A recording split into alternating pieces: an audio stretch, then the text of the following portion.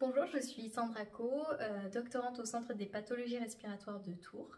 Et aujourd'hui, je vais vous présenter notre projet de recherche sur la mucoviscidose et les infections pulmonaires associées et la réponse immunitaire. Alors, pourquoi cette recherche? Eh bien, les patients atteints de mucoviscidose, ils sont très vulnérables aux infections pulmonaires, notamment très tôt par la bactérie Pseudomonas aeruginosa, puis au cours du temps par le champignon Aspergillus mingatus. Et en fait, ces infections combinées déclenchent une inflammation qui est excessive et qui aggrave les dommages pulmonaires. Et donc nous, on s'intéresse à un acteur de cette réponse immunitaire qui est l'inflammasome. Et en fait, l'inflammasome, c'est un système qui régule l'inflammation, mais qui peut devenir incontrôlable et donc aggraver les problèmes respiratoires. Et donc on cherche à comprendre comment ce mécanisme d'inflammasome est suractivé chez les patients atteints de mucoviscidose lors de ces surinfections.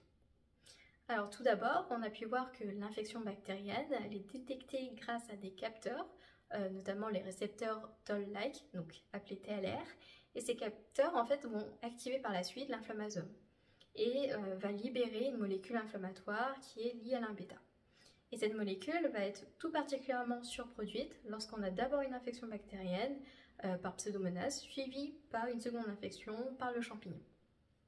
Alors, comment expliquer cette suractivation? Eh bien nous, on a trouvé qu'une protéine, appelée CD11B, était surexprimée après une infection bactérienne.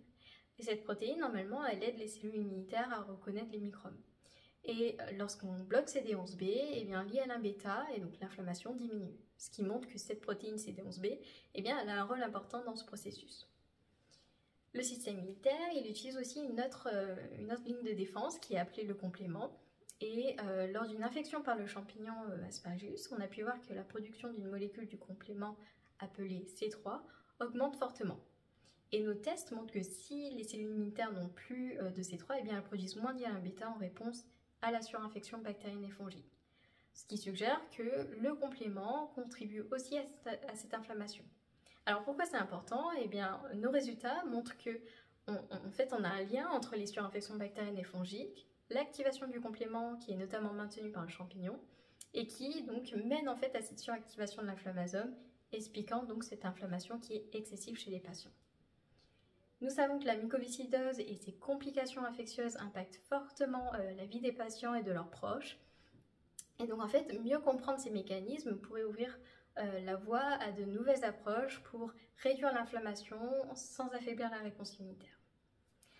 Nous remercions Vaincre la mucoviscidose et l'association Grégory Le Marchal pour leur soutien essentiel à notre projet et merci pour votre attention.